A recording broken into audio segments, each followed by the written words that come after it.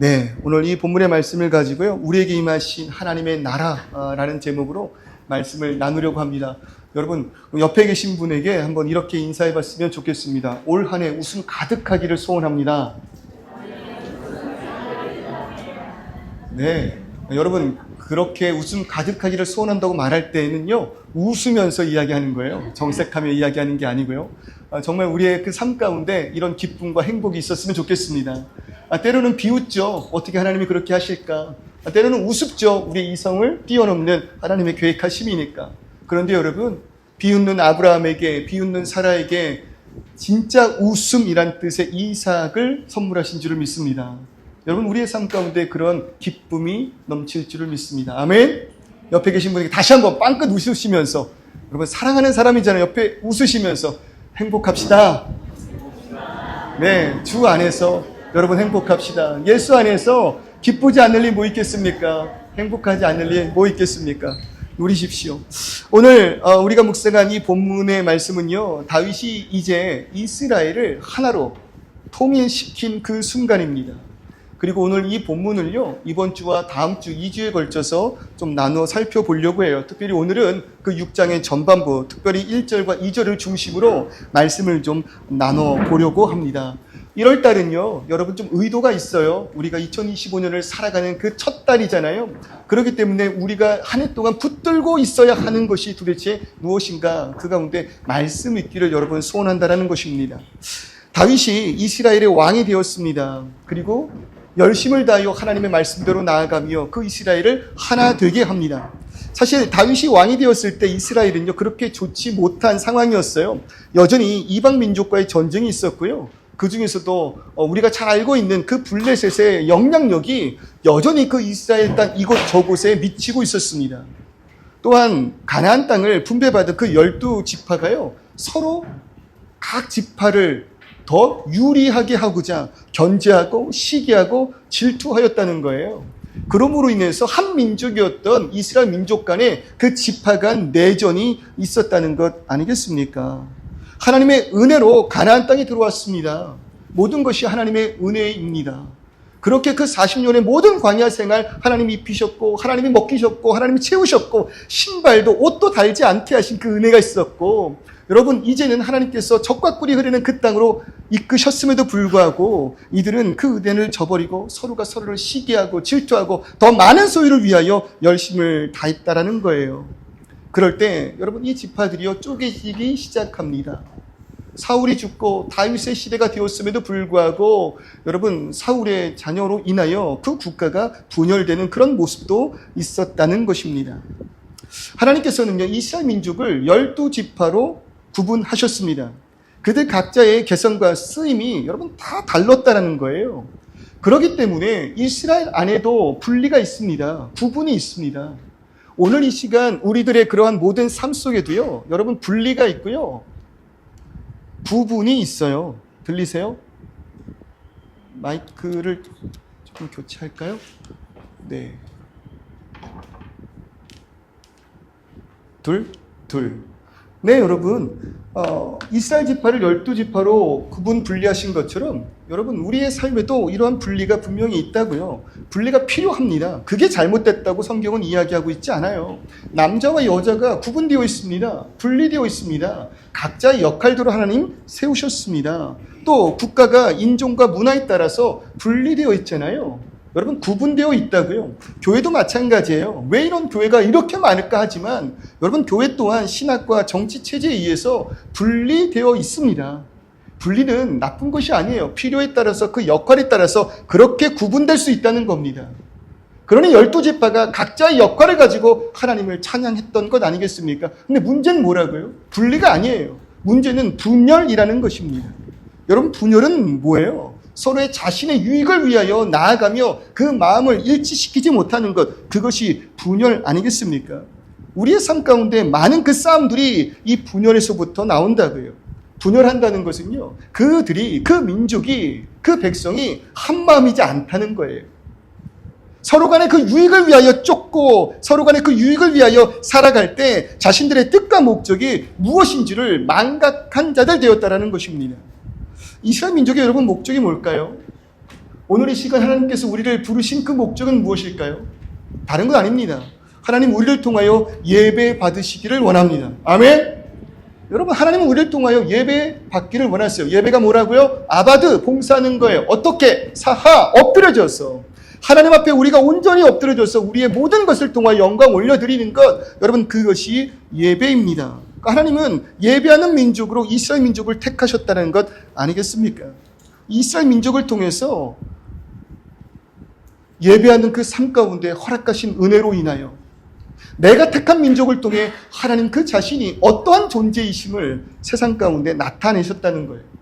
여러분, 우리가 성경을 읽고 또 오늘 같은 그 6장의 이야기를 통해서 다윗 그 이스라엘의 역사를 공부하는 것 같은 그런 느낌이 들지만요, 여러분, 성경은 이스라엘 민족의 역사를 공부하는 책이 결코 아닙니다. 하나님께서 택하신 이스라엘 민족을 통해서 그들을 통해 나타내신 하나님의 존재를 발견하는 것, 여러분, 그것이 성경이에요. 이스라엘 민족을 통하여 그의 뜻과 계획과 섭리를 나타내셨습니다. 그것을 깨닫고 하나님께서 우리에게 원하시는 것이 무엇인가, 여러분, 이것을 붙드는 것이 성경 아니겠습니까? 그럴 때 이스라엘 민족을 택하신 이유, 오늘 이 시간 우리를 붙드신 이유 다른 게 아니라고요. 먹든지 마시든지 무엇을 하든지 우리들의 모든 그 삶이 하나님께 영광이 되어야 한다는 거예요. 쉽게 표현하면은요, 이스라엘 민족의 삶을 통해 하나님이 보여야 된다는 거예요. 오늘 이 시간 우리들의 삶을 통해 누가 보여야 된다고요? 하나님이 보여야 되는 거예요. 우리 교회 열심을 통해서 이 땅 가운데 누가 나타나야 돼요? 하나님이 나타나셔야 되는 거예요. 우리 엄마가 예수를 잘 믿어요. 우리 아빠가 예수를 잘 믿어요. 그러면 그 가정에서 누가 보여야 돼요? 하나님 보여야 돼요. 예수가 보여야 된다는 거예요. 그런데 문제가 무엇입니까? 보이지 않아요. 우리들의 그 삶 가운데 예배의 모습이 없어요. 우리들의 그 삶 가운데 예배가 목적이 아닌 삶을 우리가 살아가고 있다는 것입니다. 그럴 때 나의 유익을 위하여 살아갈 때 분열이 일어날 수밖에 없잖아요. 부부가 깨어집니다. 부모와 자녀가 깨어집니다. 가정과 가정이 붕괴되고요. 교회가 하나 되지 못합니다. 그게 분열의 역사예요. 뜻이 다른 삶의 모습. 저마다 자신들만이 유익을 위해서 살아갈 때 이해가 사라지고 사랑이 없고 시기와 질투, 다툼, 전쟁, 기근과 핍박이 여러분 끊어지지 않는 것이 이 땅 아니겠습니까? 이런 것을 성경은 지옥이라고 말하는 거예요. 하나님을 바라지 않고 하나님의 그 뜻을 잊어버린 그들이 자신의 유익과 뜻대로만 살아가며 이해가 없고 사랑이 없고 시기와 질투, 다툼과 전쟁, 기근과 핍박이 끊어지지 않는 하나님과 관계없는 그 땅의 삶이 여러분 지옥이라고 이야기하잖아요. 소망이 없는 거잖아요. 교회가 분열되는 그 모습도 마찬가지예요. 저마다 자기들의 교회만을 생각한다고요. 그러니 교회가 이렇게 많지만 우리가 능력을 나타내지 못하는 것 아니겠습니까? 여러분, 우리는 분리될 수 있습니다. 우리 교회를 향한 하나님의 그 뜻을 위하여 우리가 분리되어 이곳에 세워진 줄을 믿습니다. 그러나 우리들의 목적은 딱 한 가지예요. 우리 교회를 위한 목적이 아니라 이 교회를 통해서 나타나실 하나님의 뜻이 우리들의 목적이 될 때 우리는 이 땅의 교회들과 연합함으로 인하여 진정한 이 땅의 소금과 빛 될 줄을 믿습니다. 여기 보인 우리 모두는 마찬가지예요. 성격 다 다르시죠? 옆에 보세요. 안 맞아요. 안 맞는다고요. 얼굴 봐보세요. 벌써 안 맞아요. 가족끼리도 안 맞아요. 남매끼리도 안 맞아요. 형제끼리도 부부끼리도 죽어라 안 맞아요. 그런 우리가 모여서 성도라고 있어요. 힘들겠죠. 힘들겠죠. 저는 항상 말씀드린 게 그거예요. 우리는 한 가족이 되어야 합니다. 물론 예수 안에서 우리가 한 가족이라는 걸 상징적인 의미가 분명히 있죠. 그러나 다름은 인정하시고요. 정말 진심으로 우리의 그 모든 마음이 일체될 수는 없음을 여러분 죄인된 우리가 인정할 수 있으면 참 좋겠어요. 그러려니 하세요. 불편하시면 말씀해 주세요. 제가 뭐 셀을 받거든 뭐 사랑방을 받거든 어떻게 받거든 그래서 불편하지 않게 여러분 도와드릴게요. 그러나 원수가 이 자리에 있다 하더라도 뭔 같아야 된다는 거예요? 우리의 뜻은 같아야 된다는 것입니다. 우리의 뜻이 뭐라고요? 하나님께 예배하는 것, 하나님께 영광 올려드리는 것, 하나님께서 우리에게 허락하신 그 사역을, 그 사명을 이루어내는 것, 그것을 위해서는 원수지만 뭐 할 수 있다고요? 손 잡을 수 있다고요. 나랑 뜻과 생각 다르고 성격 다르고 말투 다르고 습관 다른 그러한 사람끼리도 이 뜻, 한 뜻을 위하여 주의 영광을 위하여는 손을 잡을 수 있다는 것입니다. 다윗의 소원이 그거였던 것 같아요. 그래서 하나님께서 주신 그 은혜로 인하여 이 이스라엘을 통일 왕국으로 만들어냈습니다. 그리고 예루살렘을 수도로 선포하였어요. 그리고 나서 가장 먼저 한 일이 뭐라는 거예요? 언약궤를 옮겨오는 일이었다라고 이야기합니다. 성공을 이루고 나서요, 가장 먼저 하는 일은요, 그 사람의 소망일 거예요. 맞죠? 내가 무언가 이뤄냈어요. 성공했어요. 그 다음 가장 먼저 하고자 하는 것, 평상시에 꿈꾸고 있었던 소원 아닐까요? 로또가 당첨됩니다. 여러분 몇 억쯤 할까요? 한 50억 정도 로또가 당첨이 됩니다. 뭐부터 하고 싶으세요? 통계가 있는데요. 남자와 여자가 전혀 달라요. 남자는요, 로또 1등에 당첨되면 제일 먼저 하는 일이 있대요. 뭐 하냐면, 와이프 바꾸는 거 아니에요. 남자가 로또 1등에 당첨되면 제일 먼저 하는 게 있대요. 차를 바꾼대요. 차를 바꾼대요. 맞나요? 그럴 것 같아요? 근데 여자분들은 로또에 당첨되면 제일 먼저 바꾸는 게 있대요. 집을 바꾼대요. 남자는 굉장히 자기중심적이에요. 굉장히 자기밖에 몰라요. 그러니까 명예가 중요한 거예요. 그러니까 차를 바꾼대요. 근데 우리 아내분들은, 우리 엄마는 뭐라고요? 가정을 먼저 생각해요. 우리예요, 우리. 그러니까 뭐를 바꾼다는 겁니까? 집을 바꾼대요. 이게 소원인 거예요. 남편은 맨날 차에 꽂혀 있고, 우리 아내 되시는 분들은 매일 집에 꽂혀 있을 때, 여러분, 우리들의 소망을 좀 그런 물질적인 것에서부터 하늘로 바꾸시기를 주님의 이름으로 축원합니다. 우리가 눈을 돌려 이 땅에서 하나님을 바라볼 때 여러분 하나님의 역사가 나타난다는 것 아니겠습니까? 그럴 때 다윗 보세요. 다윗의 소망은 뭐예요? 통일 왕국을 이뤄냈어요. 적이 없어요. 이제 주변 변방에서도 다윗을 두려워하기 시작했고 이 이후에 보면 오히려 다윗에게 변방 나라가 조공을 바치기 시작합니다. 여러분 목동 다윗이 이렇게 성장했다니까요. 얼마나 그 마음 가운데 충만함이 있었을까요? 그럴 때 가장 먼저 뭐 했다고요? 언약궤를 이 새로운 이스라엘의 수도로 천명한 예루살렘으로 가져오기를 원했다는 것입니다. 이 일이 얼마나 그에게 중요했는지 1절 보세요. 특별하게 뽑은 군사 몇만이 3만이 이 일에 참여되었습니다. 너무나도 소중한 중요한 그런 일이었다는 거죠.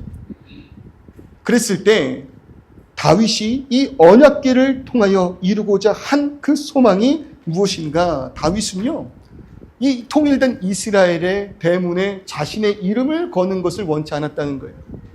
내가 이제 왕국을 이뤘어. 이 왕국을 다윗의 왕국이라 부르리라. 그게 다윗의 소원이 아니었다고요. 다윗은 언제나 어디서나 목동이었을 때나 왕이 되었을 때나 그는 중심이 아름다운 자였습니다. 그 중심이 뭐예요? 언제나 그 가운데 자신을 인도하는 이가 누구인지를 잊지 않는 그 모습. 목동 다윗이 부모로부터 분리되어 형제들로부터 분리되어 홀로 있는 그때에도 아무도 바라보고 있지 않는 그 순간에도 여러분 다윗은 의식하였다고요. 누구를요? 하나님을. 아무도 없는 그 순간 하나님을 의식한 그 다윗을 하나님께서는 중심이 아름다운 자라고 그렇게 칭찬하신 것 아닐까요? 우리가 아무도 없을 때 여러분 어떤 자들입니까? 어떤 모습입니까? 교회 안에서는 전 대단한 나름 열심히 하려는 그런 목사일지도 모르겠어요. 근데 가정에서는요. 방문을 걸어 잠그고 저 혼자 앉아있는 그때는 제 모습은 어떠할까요? 우리 성도님들은 어떠합니까? 목사님 저도 그런데 우리 성도님들만 착한 척 하시는 그 모습으로 저를 빤히 쳐다보시는데 여러분 우리의 그 중심 아무도 있지 않을 때 하나님을 의식하는 그러한 삶. 그러니 다윗은요. 그 왕국을 이루어내는 그 순간에도 뭐 한 거예요? 하나님을 의식한 거예요.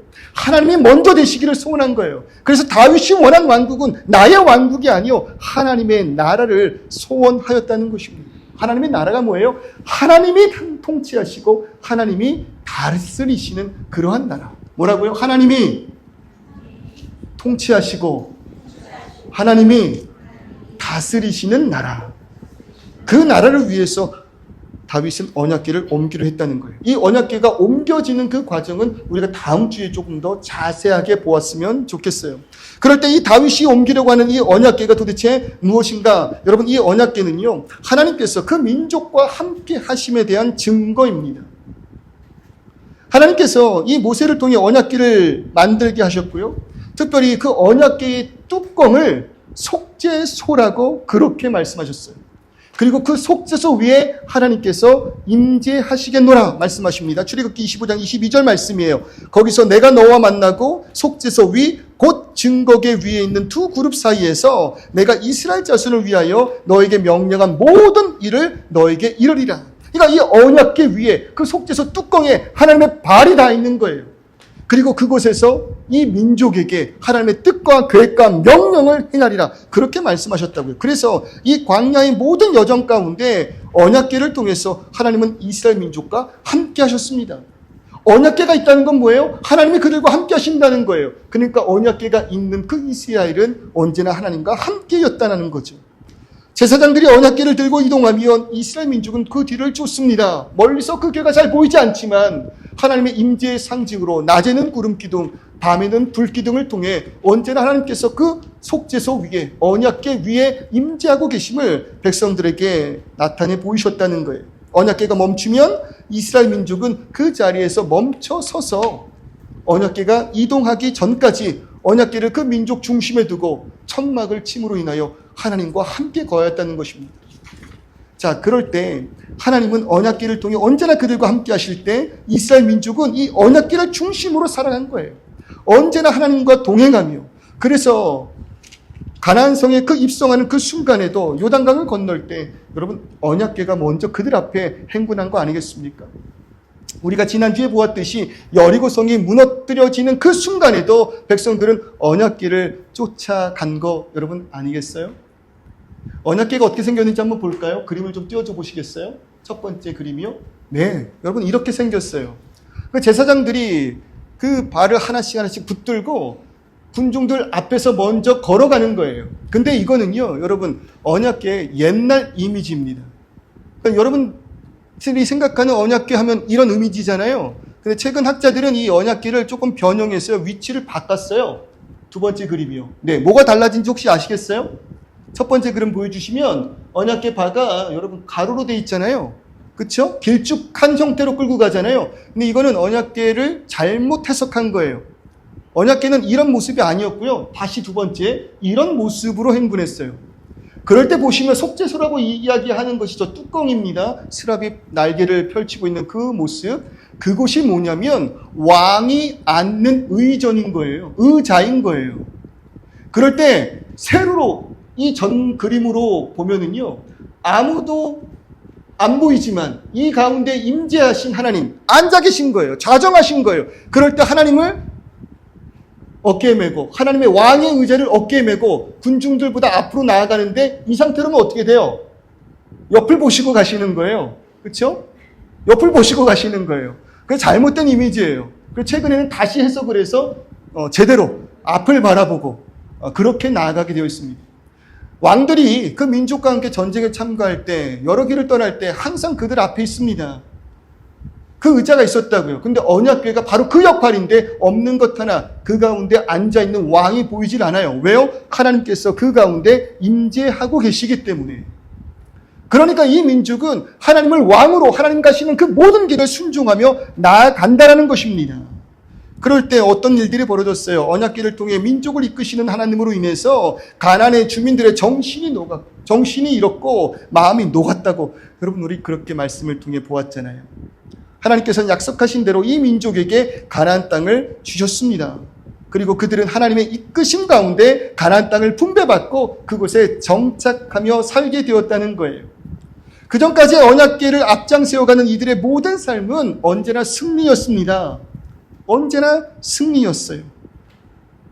불가능하다고 보였던 여리고도 언약궤를 앞장세워 나아가는 하나님의 말씀에 순종하는 그들에게 문제가 되지 않았다는 거죠. 그러던 상황 가운데 문제가 터집니다. 가나안 땅에 정착하여서 땅의 소산물을 먹는 것이 익숙해진 그때에 문제가 생긴다고.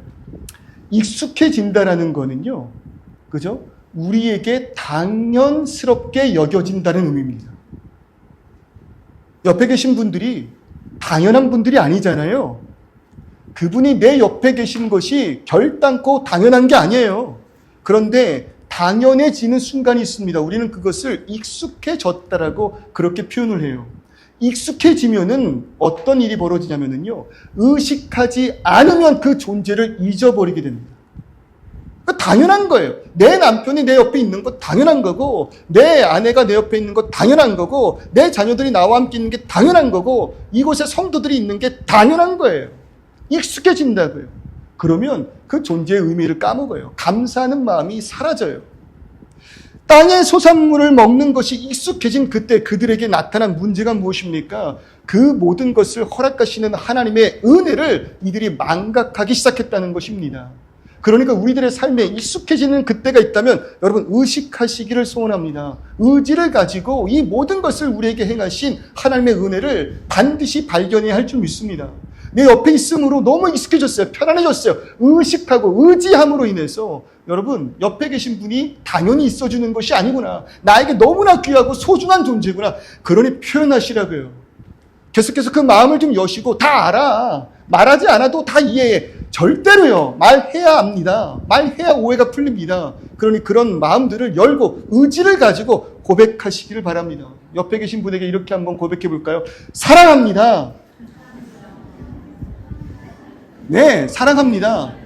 당연하다고 여기지 마세요. 당연하다고 여기지 마세요. 얼마나 귀한 자리예요. 사랑을 고백하세요. 의식을 가지고 하나님께 감사하세요. 의식을 가지고 익숙한 곳에서부터 하나님을 붙들 수 있어야 합니다.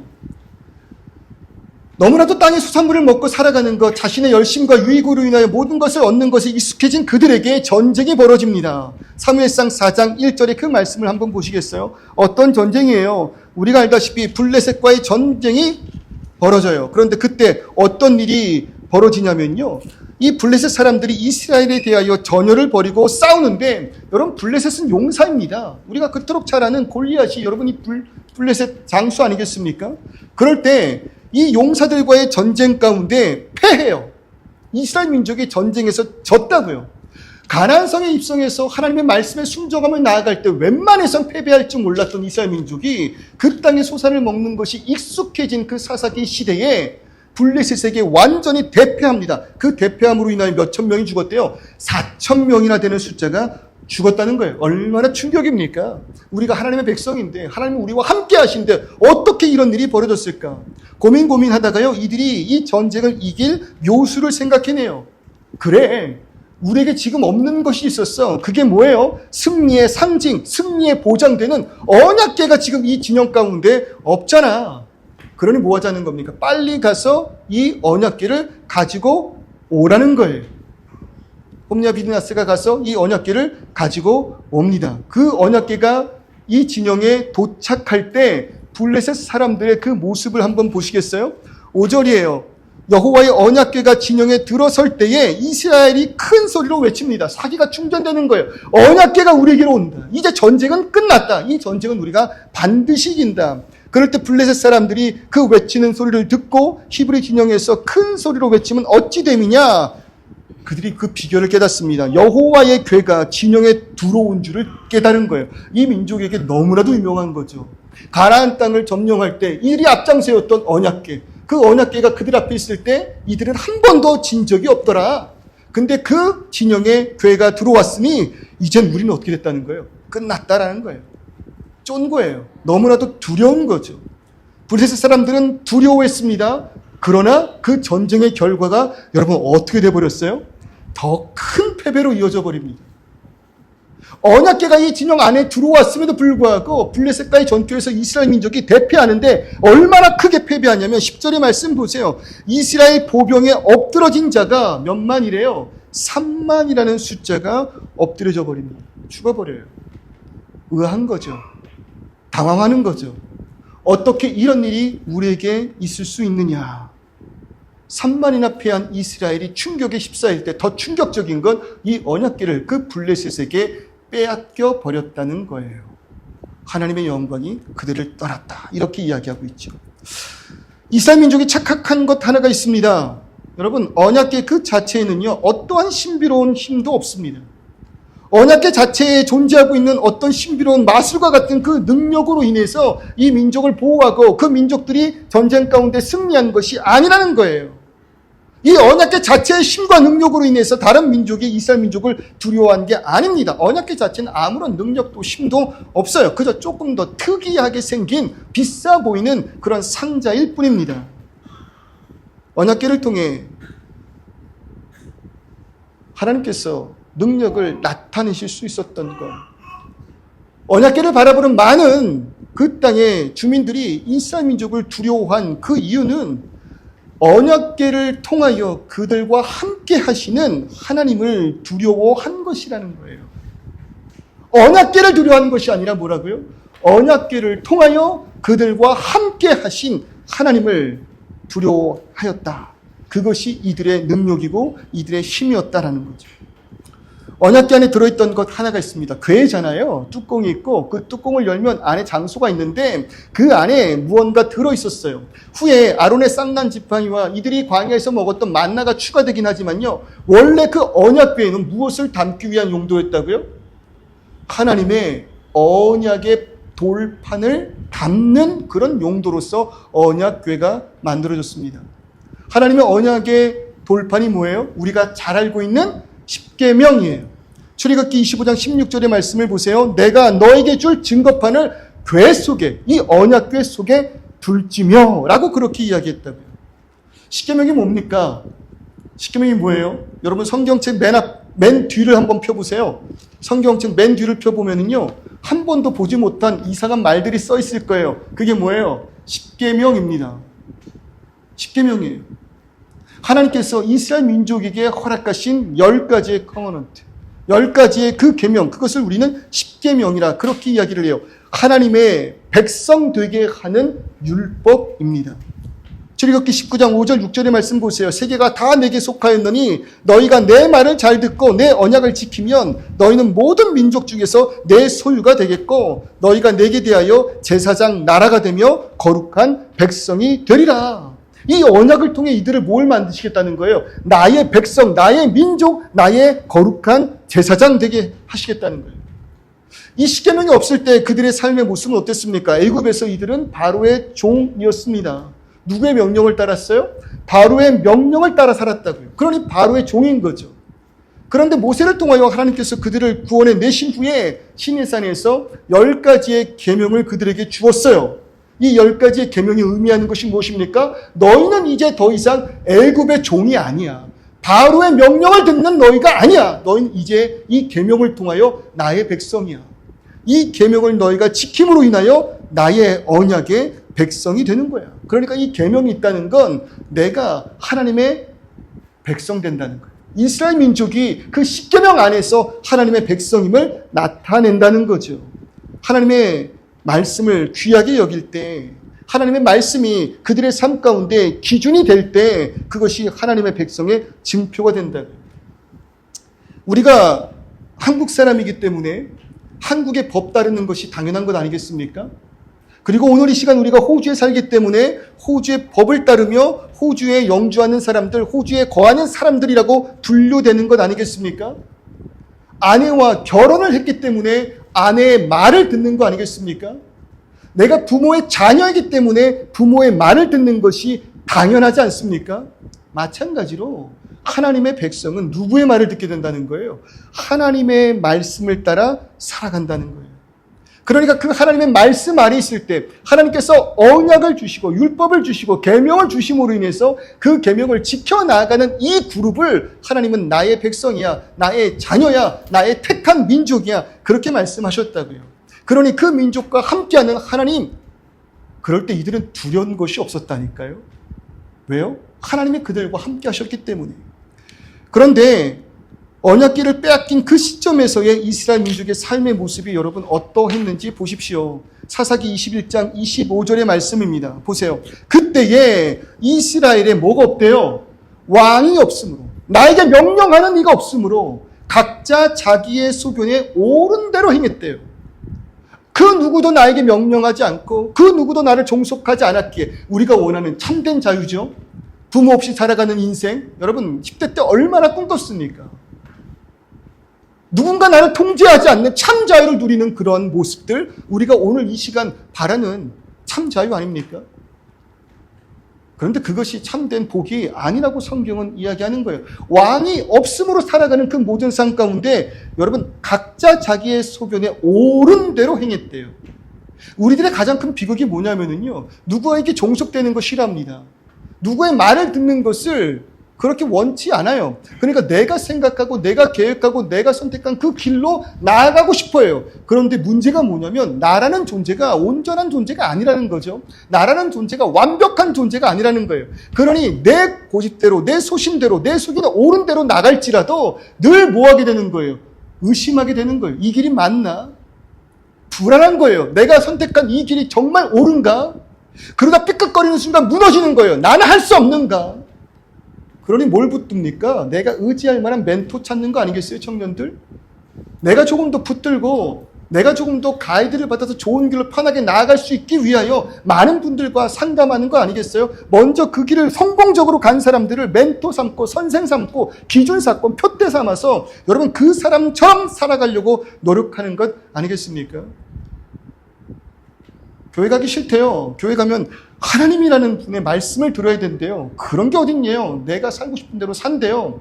그래놓고 회사 가면 누구 말 듣는다고요? 부장 말 듣고 과장 말 듣고 바로 윗상사 말에 네네네 굽신거릴 수밖에 없는 우리들 아니겠냐고요. 그럴 때 이왕 우리가 누군가의 말을 듣고 따라가며 의지할 때 여러분 이왕 붙드시는 것이 이 모든 세상을 창조하신 하나님 되시기를 주님의 이름으로 축원합니다. 하나님 붙드세요. 그 하나님께서 이 모든 것에 대하여 그의 뜻과 계획과 섭리를 통하여 나타내실 줄을 믿습니다. 나는 연약할지라도 나를 인도하시는 하나님 붙들고 나아갈 때 그가 이 모든 것에 대하여 주인 되시니 여러분 두려움 없는 거 아니겠냐고요. 그런데 그 시대에 이들의 문제가 뭐였다고요? 그런 왕이 계심에도 불구하고 이들은 각자의 소견에 옳은 대로 행했대요. 하나님을 의지적으로 무시한 거예요. 하나님의 존재를 그들의 삶 가운데 지워버린 거예요. 이럴 때 가장 큰 문제가 뭐냐면 하나님을 의식하지 않고 하나님을 외면하고 하나님과의 관계를 끊었다는 것은 하나님께서 우리에게 허락하시는 복과도 상관없는 자가 되었다는 것입니다. 내가 하나님을 외면하는 것이 왜 문제가 된다고요? 하나님은 어떤 분이세요? 내가 먹고 마시고 살아가고 나의 영혼에 참된 평안과 생명과 구원을 주시는 분, 그럴 때 그와의 단절은 이 모든 복과의 단절을 뜻한다고요. 그러니 하나님 없는 우리들의 그 인생 가운데 평안이 있겠습니까? 하나님 없는 그 인생, 내일을 보장하시고 내일로 인도하시는 하나님 없는 인생 가운데 우리들의 삶에 여러분 쉼이 있을 수 있겠습니까? 불안해서 쉬실 수 있으시겠어요? 내가 오늘 열심히 하지 못하면 내일이 없다고 생각하는 우리인데, 그럴 때 다시 한번 같이 외쳐볼까요? Tomorrow is not mine. 시작! 발음이 이상하다고 해서 웃지 마세요. 그 뜻 맞아요. 내일은 나의 것이 아닌 거예요. 하나님이 인도하시는 내일이 여러분 나의 것이 아니라고요. 하나님께서 우리에게 사명을 허락하셨을 때 그 사명으로 인도하시는 그 모든 길의 역사가 하나님의 주권의 의지라는 것을 믿으시기를 소원합니다. 그거를 믿을 때 오늘 뭐 할 수 있다고요? 쉴 수 있어요. 가게 문 닫을 수 있어요. 그 시간에 잠시 잠깐 나와서 하나님의 그 사랑 안에서 만난 형제 자매를 품고 기도하고 나누고 인사하고 사랑을 줄 수 있다고요. 하나님 없이 여러분 우리들의 삶에 어떻게 기쁨과 참된 평안이 있습니까? 그의 안에 거하지 않는데, 그의 말씀에 순종치 않는데 부모를 떠나보세요.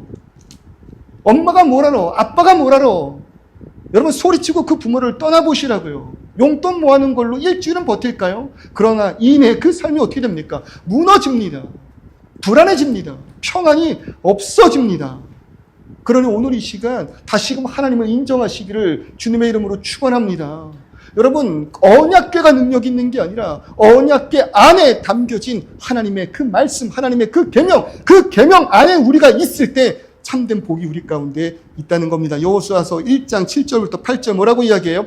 오직 강하고 극히 담대하여 나의 종 모세가 너에게 명령한 그 율법을 다 지켜 행하고, 그 명령, 그 율법 아래 있고 우로나 좌로나 다른 것에 관심 두지 말라. 그리하면 어디로 가든지 형통한대요. 왜요? 이 모든 것을 창조하신 하나님 우리와 함께 하시니까요. 이 율법책을 너의 입에서 떠나지 말게 하며 주야로 그것을 묵상하여 그 안에 기록된 대로 다 지켜 행하라. 그리하면 너의 길이 평탄하게 될 것이며 형통하리라.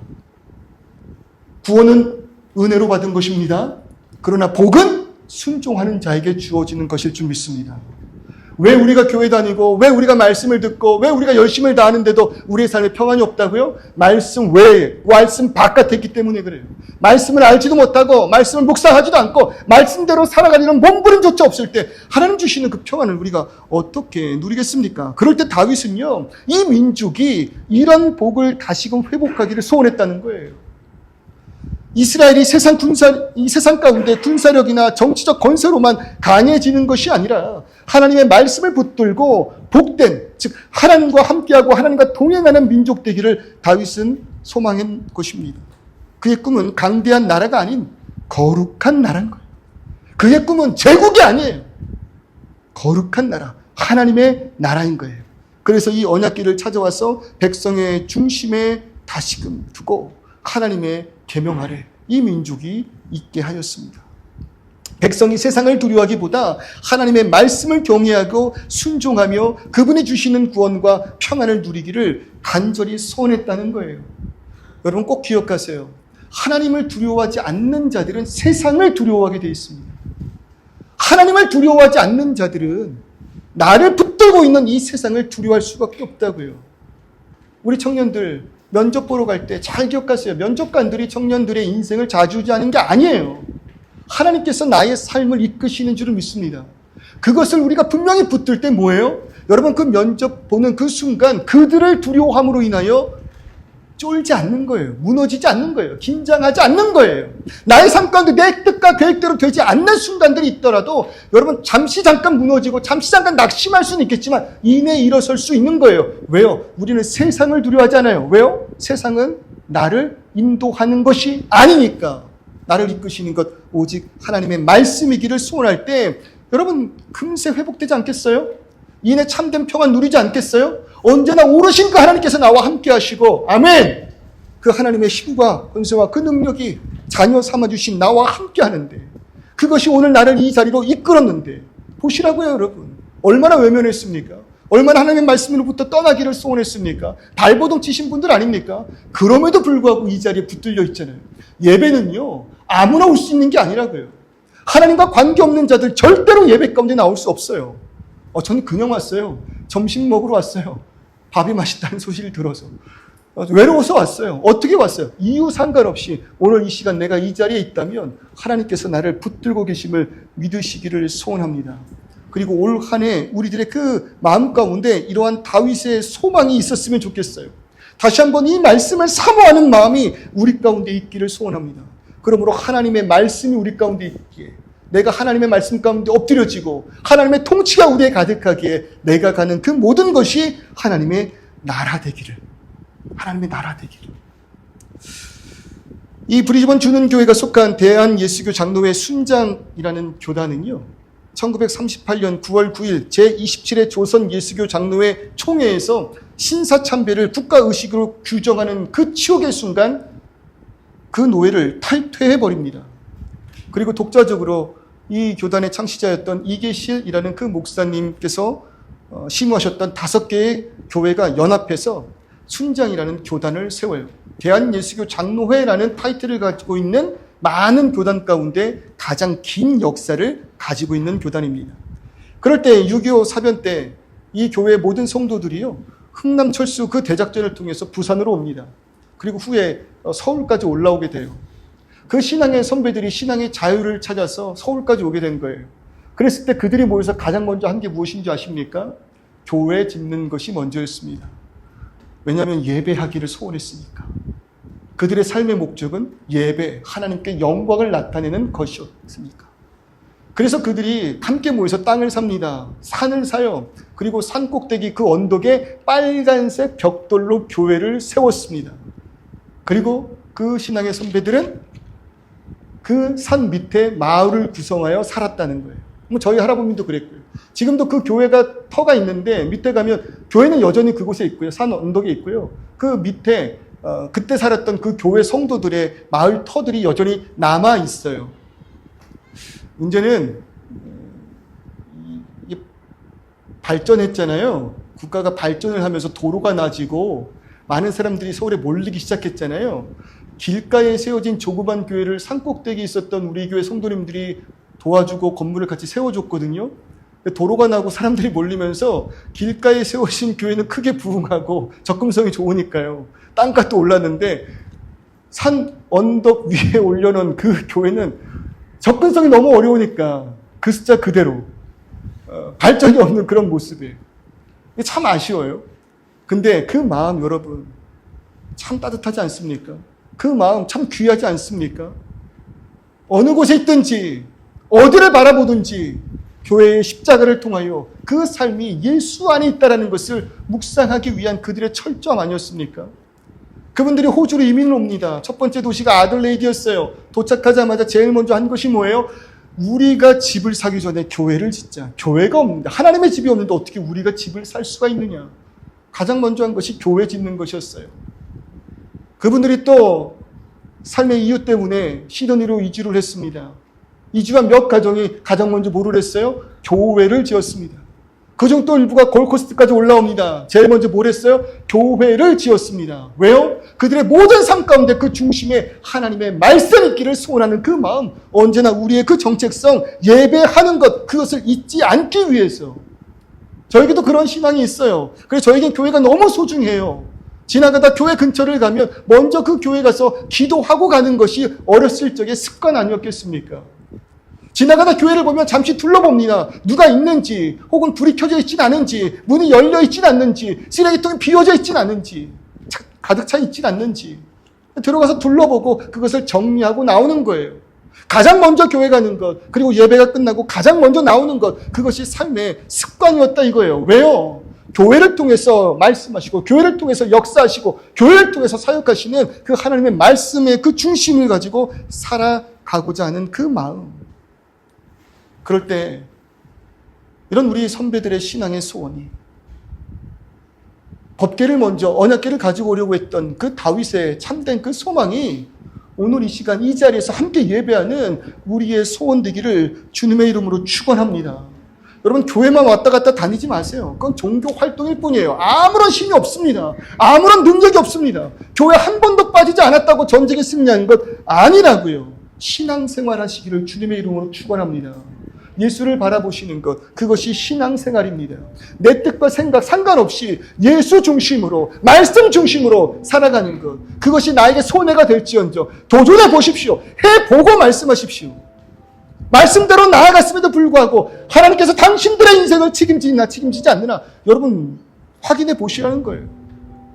우리 하나님 언제나 사랑하는 나를 가장 좋은 길로 인도하시는 주님일 줄 믿습니다. 올 한해 다시 말씀 묵상하십시오. 성경 꺼내십시오. 묵상에 나아가십시오. 예배를 사랑하십시오. 기준을 정하십시오. 그리고 그 기준에서 벗어나지 않기 위하여 발버둥 쳐보십시오. 목숨 걸어보십시오. 그럴 때 우리들의 2025년 그 모든 한 해의 삶 가운데 하나님께서 주시는 참된 평안 있을 줄을 믿습니다. 하나님의 말씀 안에 거할 때 높은 산이 거친 들이 초막이나 궁궐이나 내 주 예수 계신 곳이 그 어디나 뭐라고요? 하늘나라.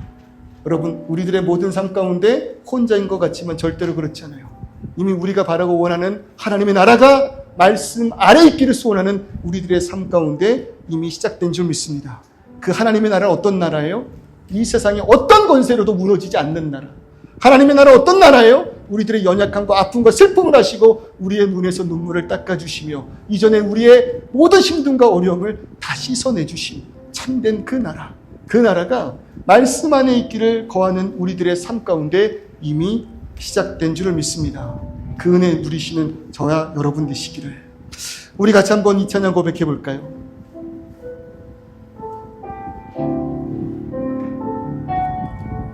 이곳에 임하신 하나님 나라 가난한 마음으로 가보리라.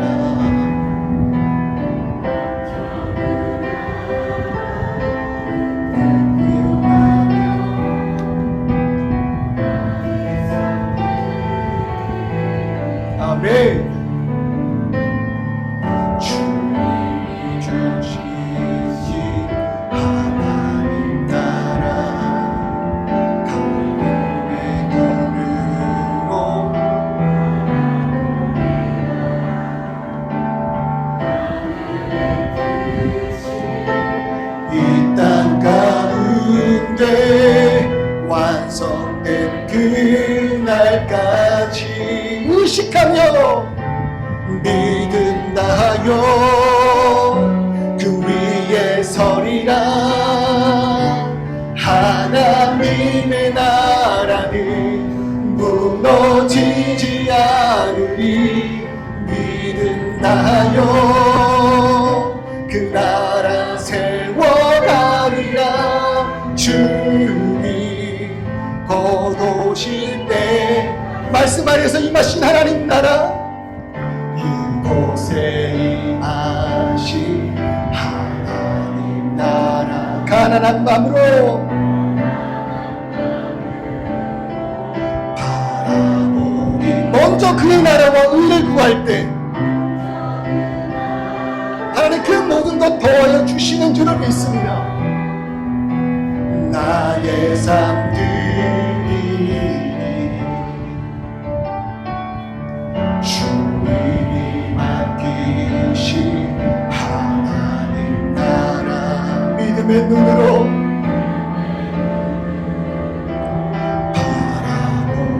바라보리라 하늘의 뜻이 이 땅 가운데 완성될 그날까지 믿음나요 믿음나요 그 위 말씀 위에 서리라 하나님의 나라는 무너지지 않으리 믿음나요 그 나라 세워가리라 주님 곧 오실 때까지 믿음나요 믿음나요 그 위에 서리라 하나님의 나라는 무너지지 않으리 믿음나요 그 나라 세워가리라 주님 곧 오실 때까지 하나님의 말씀 안에 있는 우리가 하나님의 백성인 줄 믿습니다. 그 말씀 안에 거하는 우리를 통하여 하나님 나라가 이 땅 가운데 이미 시작된 줄도 믿습니다. 그러니 걱정 마십시오. 불안해하지 마십시오. 하나님께서 우리를 통하여 당신의 그 크신 뜻을 이루어내실 줄 믿습니다. 실패의 순간 절망하지 마세요. 성공의 순간 교만하지 마세요. 말씀 안에서 하나님 인도하시는 그 길 가운데 순종하며 나아갈 때 여러분 하나님께서 허락하시는 참된 평안 맛보는 저와 여러분 되시기를 소원합니다. 이 시간 기도할 때 의지를 가지고 말씀 안에 거하게 하시고 말씀을 묵상하게 하실 때 말씀만이 나의 삶의 참된 중심되게 하여 주시옵소서. 우리 동성으로 기도하며 나아갑니다. 아버지 하나님이여 이 시간 우리들의 그 모든 삶 가운데 임하신 하나님의 진땅 그 나라를 바라보며 소망하며 나아갑니다. 다윗의 소망이 무엇입니까? 제국 세우는 것 아닙니까? 다윗의 참된 소망은 언약궤를 통한 아버지 하나님 진정으로 이 땅 가운데 하나님의 나라가 이루어졌음을 선포하는 것 우리가 하나님의 백성이고 이 나라가 하나님의 나라임을 고백하는 것 그것이 다윗의 소망이었고 그것이 우리 땅의 신앙의 선배들의 소망이었다면 오늘 이 시간 우리가 아버지 하나님 그 꿈을 이뤄나가게 하여 주시옵소서.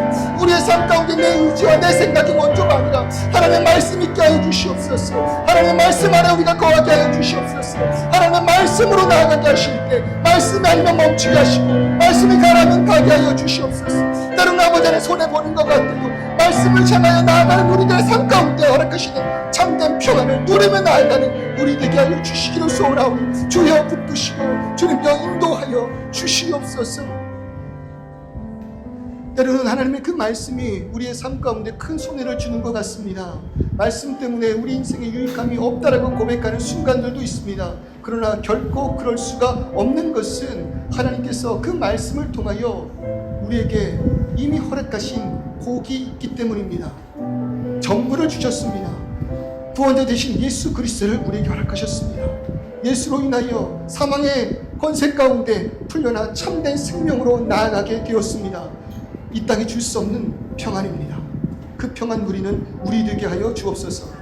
편해져서 이제는 너무나도 익숙해진 이 세상 가운데 의식함으로 인하여 함께 하신 하나님을 발견케 하여 주옵소서. 성경을 펴고 말씀을 묵상하고 입을 벌려 찬송함으로 인하여 우리를 인도하신 나의 참된 주인이 누구인지를 고백해 하여 주옵소서. 그럴 때 우리를 통하여 이루시는 하나님 나라 속히 이루어지게 하옵시고, 하나님이 인도하시는 그 모든 삶 순종하는 마음으로 복을 누리며 나아가는 우리 모두 되게 하여 주옵소서. 예수님의 이름으로 기도드립니다. 아멘.